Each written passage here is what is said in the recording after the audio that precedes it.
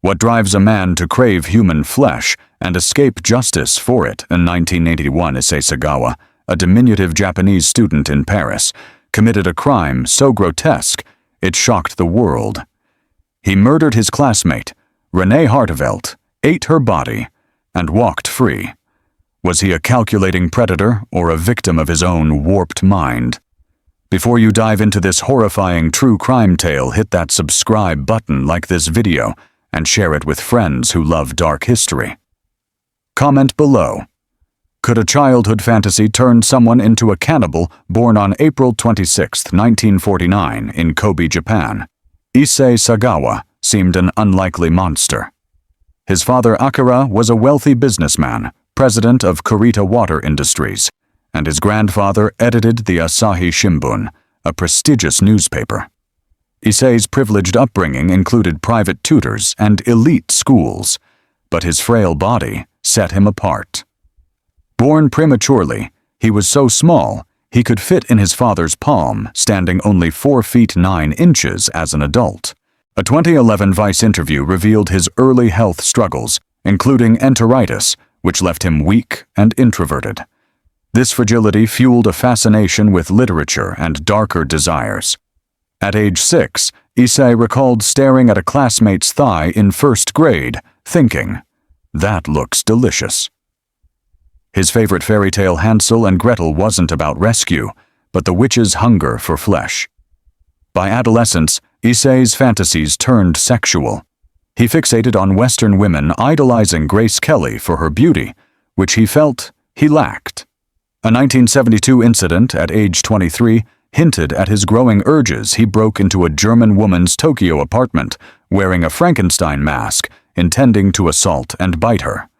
She fought him off, and his father's wealth silenced the case with a payout. Modern psychologists might diagnose paraphilia, where sexual arousal ties to extreme acts like cannibalism. Issei's own words in a 2017 documentary, Cannibal, suggest a blend of desire and obsession. Eating was an extension of love. In 1977, Issei moved to Paris to study literature at the Sorbonne, immersing himself in a city of art and freedom. There he met Renee Hartevelt, a 25-year-old Dutch student whose vitality captivated him. By 1981, his fantasies had festered into a plan. He invited her to his apartment, claiming they'd translate poetry. What happened next would horrify the world. How did a shy scholar become a cannibal? What drove him to cross that line? The next part unveils the gruesome night that changed everything. Stay with us, and tell us in the comments, what do you think sparked Issei's monstrous desires? The night of horror. What happens when a man's darkest fantasy becomes a chilling reality? In June 1981, Issei Sagawa's obsession with consuming human flesh culminated in a gruesome act that would stain Paris's romantic streets with blood. If this horrifying true crime tale has you gripped, smash that like button, subscribe to Weird History Unveiled, and share this video with friends who crave shocking dark history. Drop a comment below. Could you ever suspect a quiet scholar of such a monstrous crime? By 1981, Issei Sagawa, a 32-year-old Japanese literature student at the Sorbonne, had spent years nurturing his cannibalistic urges. His fixation on Western women, whom he saw as embodying an unattainable beauty, had grown into a dangerous obsession. Renee Hartevelt, a 25-year-old Dutch student, became his target. Renee was vibrant with blonde hair and a warm smile, excelling in her studies and beloved by peers. Historical accounts, including a 1981 French police report, describe her as kind but unaware of Issei's growing infatuation. He invited her to his small apartment at 10 Rue Erlanger on June 11, 1981, under the pretense of translating German poetry together. Renee, trusting his shy demeanor, accepted. That night, Issei's plan unfolded with chilling precision. He had purchased a .22 caliber rifle, claiming it was for protection in Paris's rougher districts. As Renee read poetry aloud, her back to him, Issei raised the rifle and shot her in the neck. She collapsed instantly, dead, before she hit the floor. In his 1983 memoir, In the Fog, Issei described the moment with eerie calm. I felt no guilt, only a sense of fulfillment. Modern psychologists might interpret this as a sociopathic detachment, where his obsession overpowered any moral restraint. What followed was even more horrifying. Over the next 2 days, Issei desecrated René's body in ways that defy comprehension. Using kitchen knives, he dismembered her, carefully selecting parts to consume. He ate raw pieces of her thighs, arms, and breasts, describing the taste as like tuna in a later interview. He refrigerated portions, planning to savor them over weeks, and took photographs of the process, a grim trophy of his act. A 2017 documentary, Cannibal, includes Issei's own words. Eating her was an act of love, to become one with her. This necrophilic element, blending sexual and cannibalistic desires, aligns with modern diagnoses of paraphilic disorders, though Issei saw it as a twisted romance. He stored René's remains in 2 suitcases, intending to dispose of them in the Bois de Boulogne, a Paris park. But his frail frame and nervous demeanor betrayed him. On June 13th, 2 joggers noticed him struggling with the heavy suitcases and alerted police. Officers found blood-soaked remains inside, and Issei was arrested on the spot. He confessed immediately, showing no remorse, claiming René's beauty had demanded his act. The discovery stunned Paris, a city unaccustomed to such depravity from a foreign student. René's family, devastated in the Netherlands, learned of her fate through newspaper headlines. Her classmates at the Sorbonne mourned, shocked that the quiet Issei was capable of such horror. How had he planned this so meticulously? Why did no one see the signs? The next part dives into the investigation and Issei's chilling confessions. Stay with us and tell us in the comments, does Issei's calm confession terrify you, or is there a hint of tragedy in his twisted mind? The confession and the chaos. How does a man confess to cannibalism with the calmness of reading a grocery list? In June 1981, Issei Sagawa's arrest for the murder and cannibalization of René Hartevelt sent Paris into a frenzy, revealing a mind so detached it chilled even seasoned investigators. If this gruesome true crime saga has you hooked, smash that like button, subscribe to Weird History Unveiled, and share this video with friends who crave shocking dark history. Drop a comment below.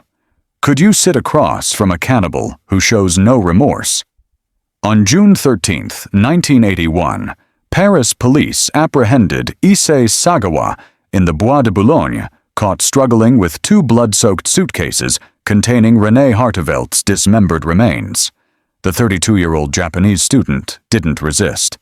When questioned, he confessed with unsettling composure, detailing how he shot René in his apartment, dismembered her, and consumed parts of her body over 2 days. A 1981 French police report quotes him saying, "I wanted to absorb her beauty forever." His lack of guilt stunned officers who described his demeanor as almost bored. Modern psychologists might see this as a hallmark of sociopathy, where emotional detachment enables horrific acts without remorse. The investigation uncovered a house of horrors at 10 Rue Erlanger. Police found René's blood staining the floor knives still caked with flesh, and a refrigerator holding human remains wrapped in plastic. Issei's camera contained photos of the dismemberment, each image a grotesque snapshot of his obsession. He had kept detailed notes later published in his 1983 memoir, In the Fog, describing the taste of her flesh, soft like raw fish, and his sexual fixation on her corpse. These details, blending cannibalism with necrophilia, horrified investigators. A 2017 documentary, Cannibal, quotes a detective calling Issei a monster with a scholar's face, a chilling contrast to his frail, bookish appearance. Paris was in uproar. The Le Monde newspaper ran headlines labeling him the Japanese cannibal, sparking public outrage and fascination. René's family, informed in the Netherlands, was shattered.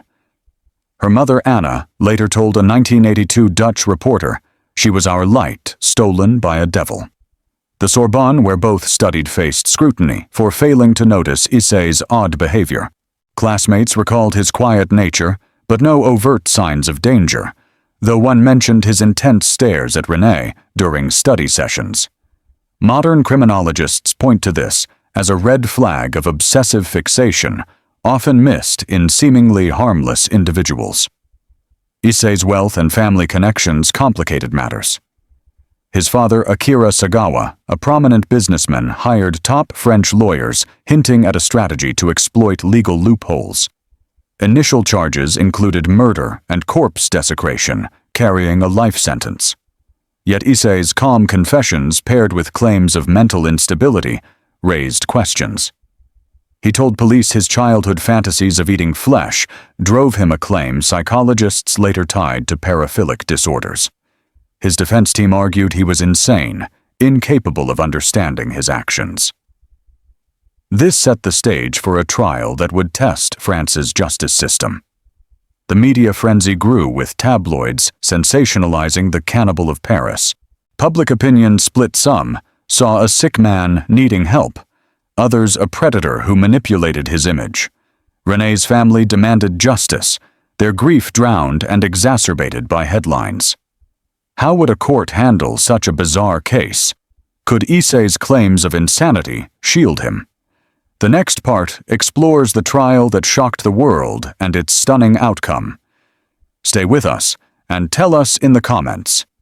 Does Issei's lack of remorse make him a monster, or was he a victim of his own mind, the trial that shocked Paris?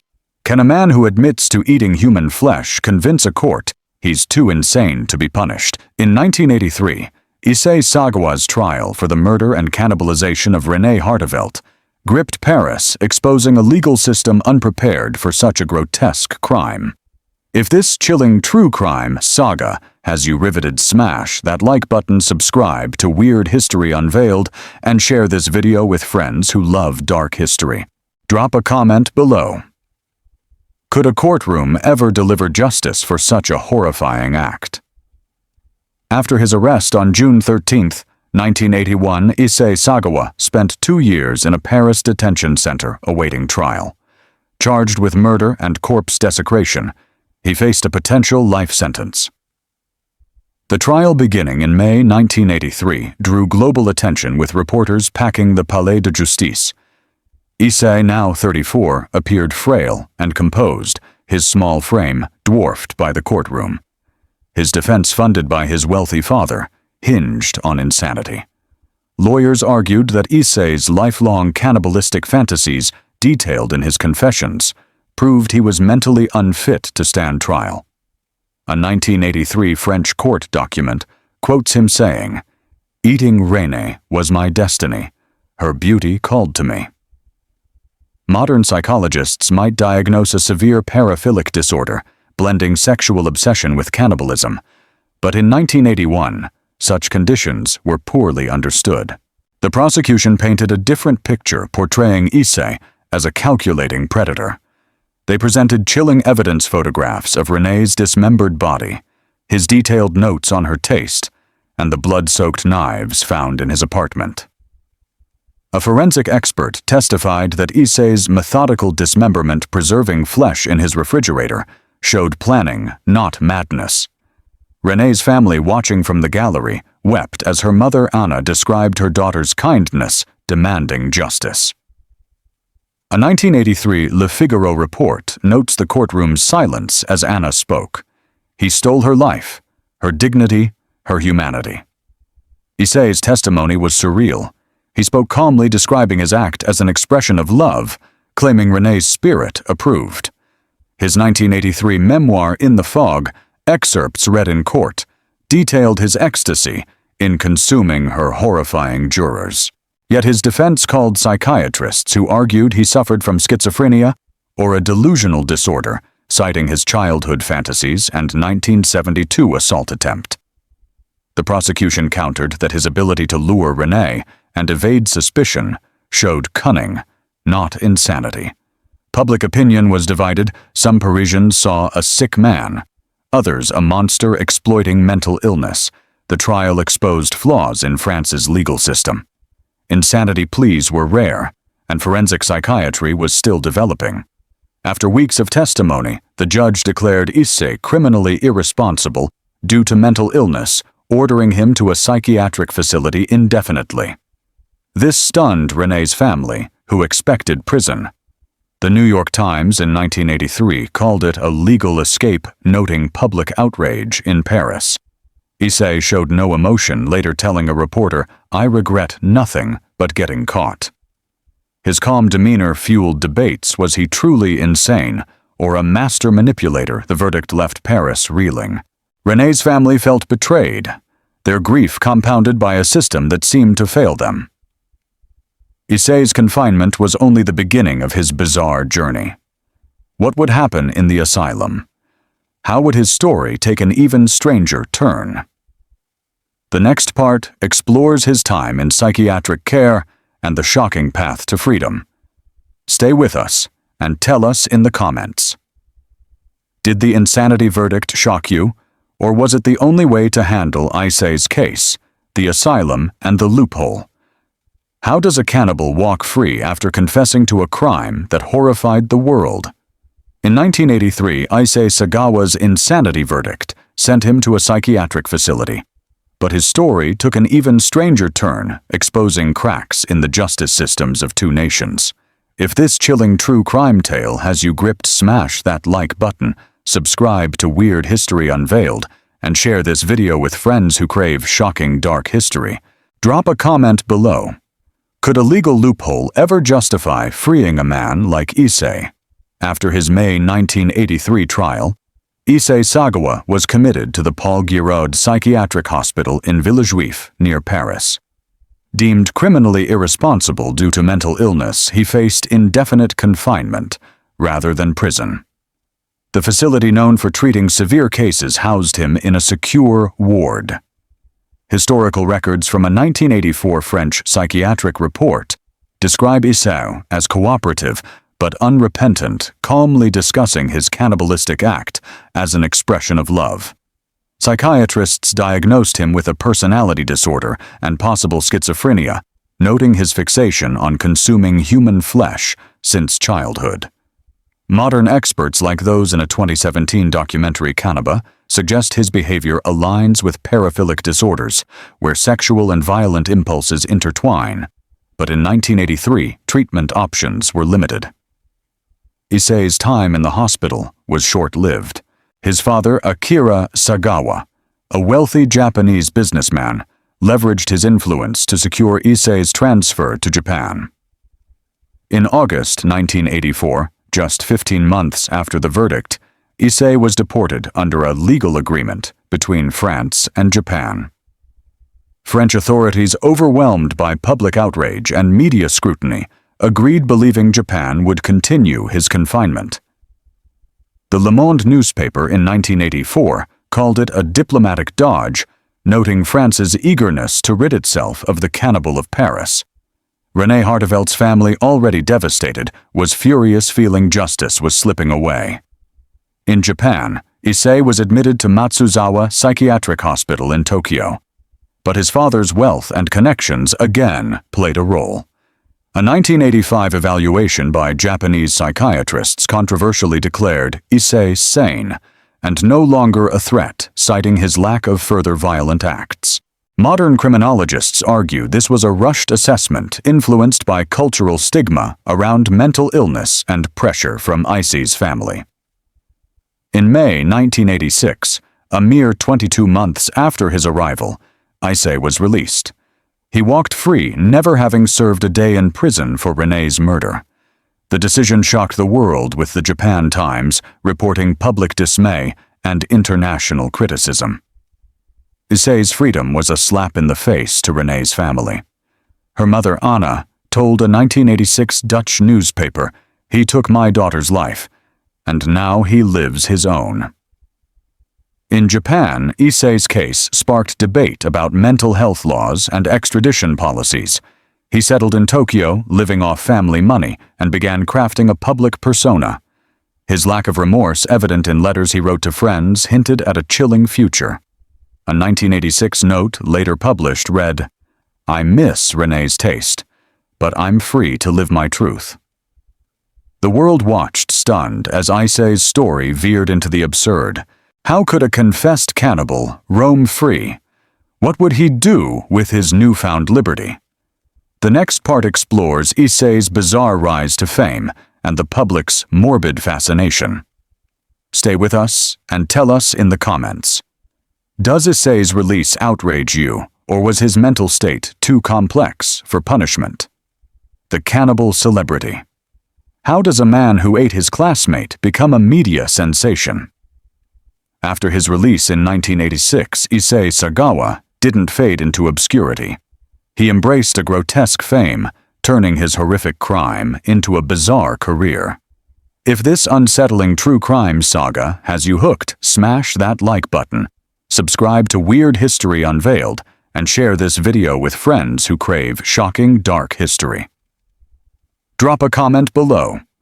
Could you stomach a society that celebrates a cannibal in May 1986?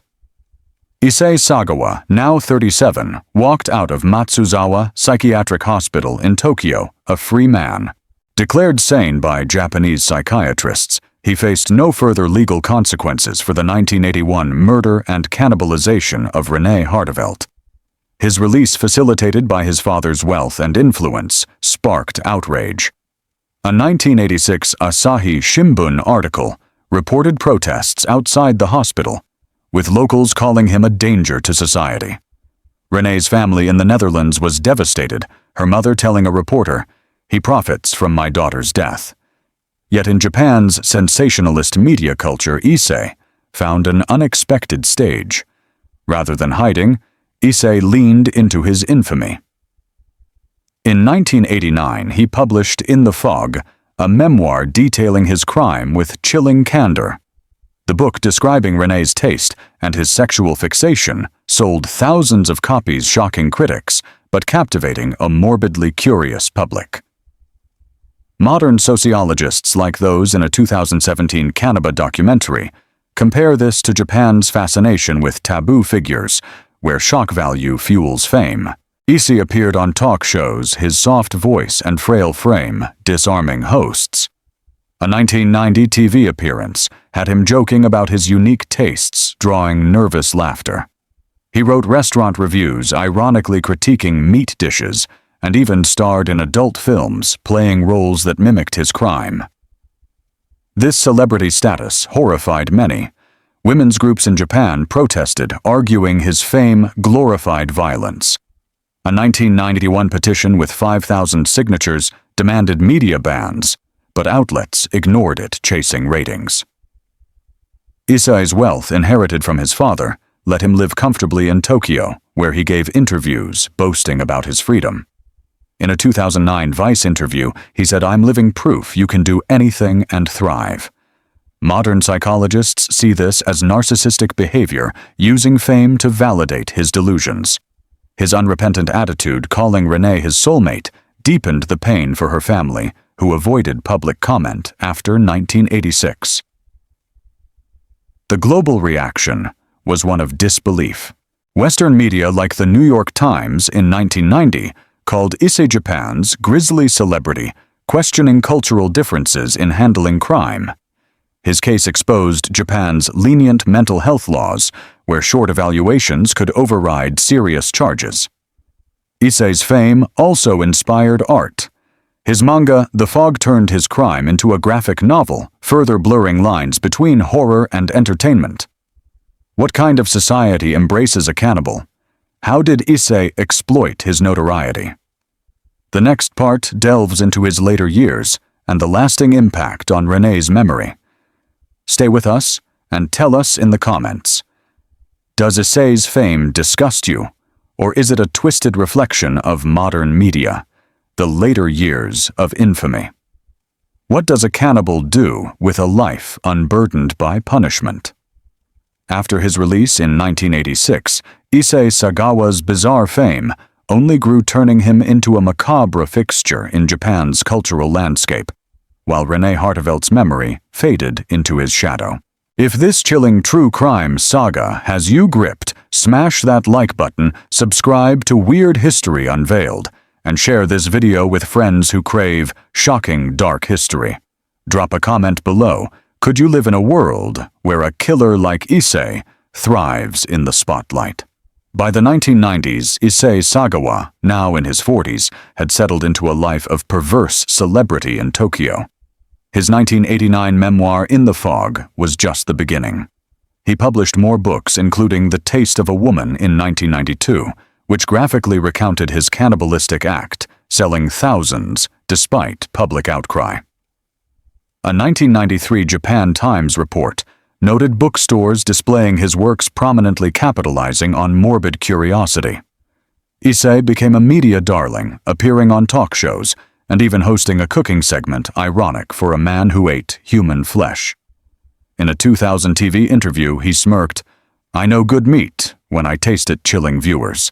Modern sociologists, like those in the 2017 documentary Cannibal, argue Japan's media culture hungry for shock-elevated Issei as a taboo icon, blurring lines between horror and entertainment. His notoriety extended to art and film. In 1994, he starred in Saisen, a low-budget adult film where he played a cannibal, a role disturbingly close to his reality. He contributed to manga with his 1995 graphic novel Fog, retelling his crime in lurid detail. These ventures earned him modest wealth, supplemented by his family's fortune. Neighbors in Tokyo described him as reclusive, yet oddly charming, often seen sketching or reading French literature. A 1998 neighbor's account recalled him gifting pastries, saying, "I'm a connoisseur of taste." Modern psychologists might see this as manipulative narcissism, masking his lack of remorse with charisma. Public backlash grew. Women's rights groups, outraged by his glorification, staged protests in 1996, demanding his rearrest. A petition with 10,000 signatures failed to sway authorities who cited his completed psychiatric evaluation. René's family in the Netherlands remained silent, their grief buried under Issei's media circus. A 1997 Dutch article quoted a family friend, "They can't speak her name without seeing his face in the news." Issei's freedom exposed Japan's legal gaps. Mental health rulings often trumped criminal accountability, leaving victims' families powerless. By the 2000s, Issei's fame waned, but he never faded entirely. He gave interviews to Western outlets like Vice in 2009, describing his act with unsettling pride. "René was my ultimate expression of love." Health issues, including diabetes and a stroke in 2015, slowed him, but he continued writing blogs, musing about cannibalism and beauty. His unrepentant attitude baffled criminologists, who saw a rare case of a killer thriving without consequence. What toll did this take on René's legacy? How did Issei's fame reshape views on justice? The next part explores the cultural impact and the enduring pain of those left behind. Stay with us and tell us in the comments. Does Issei's later life make you angry? Or is it a grim mirror of society's fascination with the macabre, the cultural stain? How does a society grapple with a cannibal who becomes a pop culture icon? Issei Sagawa's crime in 1981 not only shattered René Harteveldt's family, but left a lasting scar on Japan and beyond, raising questions about justice, media, and the human fascination with horror. If this disturbing true crime saga has you gripped, smash that like button, subscribe to Weird History Unveiled, and share this video with friends who crave shocking dark history. Drop a comment below. Does society's obsession with figures like Issei make us complicit in their fame? By the 2000s, Issei Sagawa's notoriety had cemented him as a bizarre fixture in Japan's cultural landscape. His books, interviews, and media appearances, ranging from talk shows to adult films, had turned his 1981 murder and cannibalization of René Harteveldt into a perverse brand. A 2001 Asahi Shimbun article estimated his books, including In the Fog and The Taste of a Woman, sold over 100,000 copies, combined a grim testament to public curiosity. Issei, now in his 50s, lived modestly in Tokyo, supported by family wealth and occasional media gigs. His 2009 Vice interview, where he described eating Renee as a sacred act, drew millions of views, sparking both outrage and fascination. Modern sociologists, like those in the 2017 documentary Cannibal, argue Japan's media exploited Issei's story to feed a growing appetite for taboo content, reflecting a cultural shift toward sensationalism. His influence seeped into art and entertainment. Japanese manga artists and filmmakers drew inspiration from his crime, with works like the 2000 film Cannibal, loosely based on his story. A 2004 manga series, Tokyo Cannibal, mirrored his obsession with Western women, further blurring the line between horror and entertainment. Western media, too, amplified his infamy.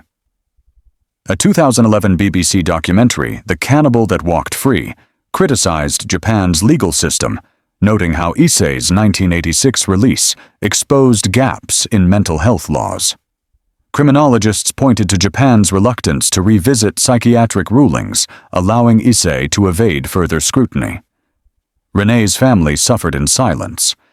A 2002 Dutch newspaper reported that her parents, Anna and Peter, avoided media, unable to escape Issei's omnipresence in news cycles.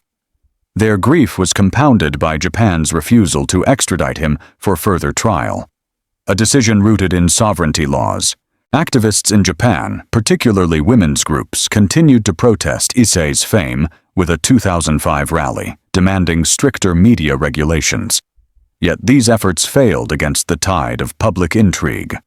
A 2007 study by a Tokyo University sociologist found that 20% of young Japanese viewed Issei as a tragic figure, a perception fueled by his soft-spoken persona and media portrayals. Issei's later years were marked by declining health. A 2015 stroke left him partially paralyzed, reducing his public appearances.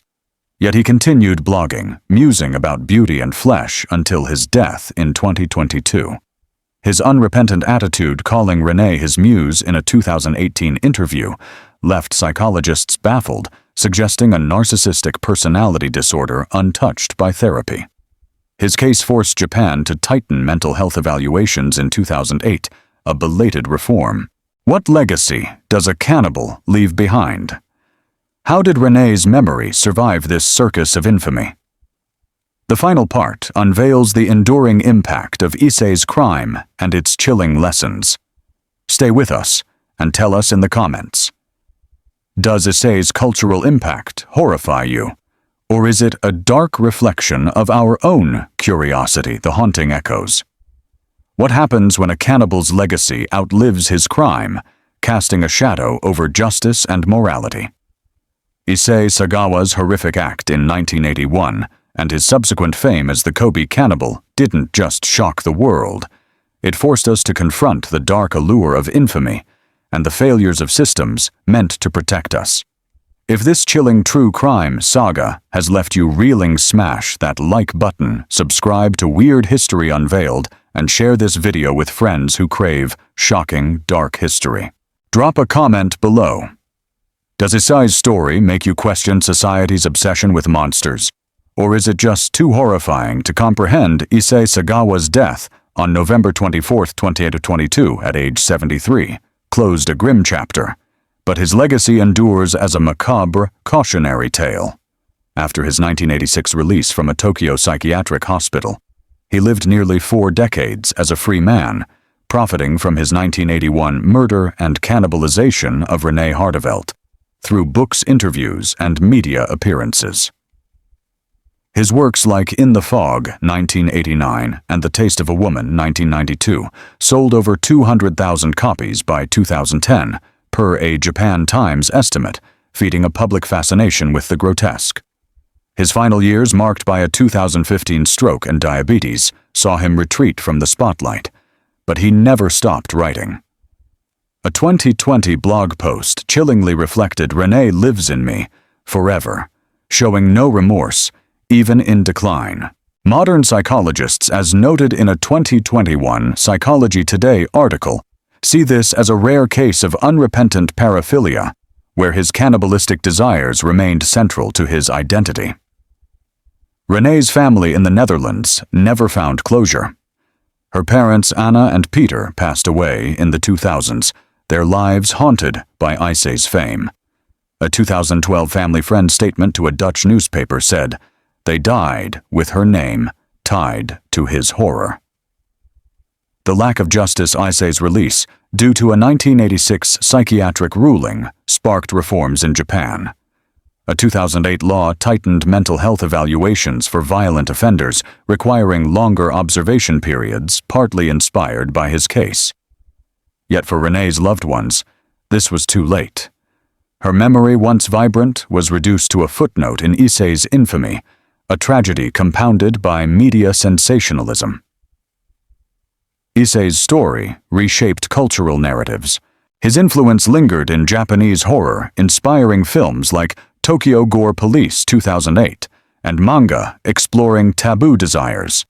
Western media, including a 2017 documentary Cannibal, dissected his case as a lens into society's morbid curiosity.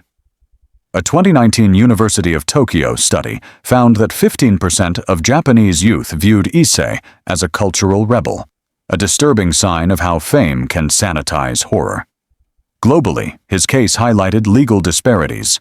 France's deportation and Japan's leniency allowed a killer to thrive, raising questions about international justice. The saga of the Kobe cannibal warns us of the dangers when fascination overshadows justice. Issei wasn't just a man with twisted desires.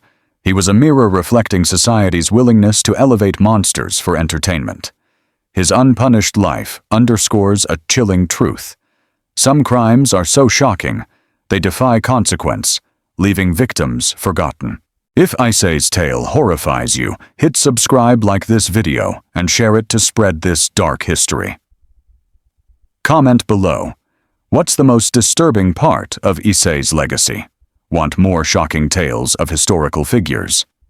Stay with Weird History, Unveiled, for stories that unearth the darkest corners of humanity.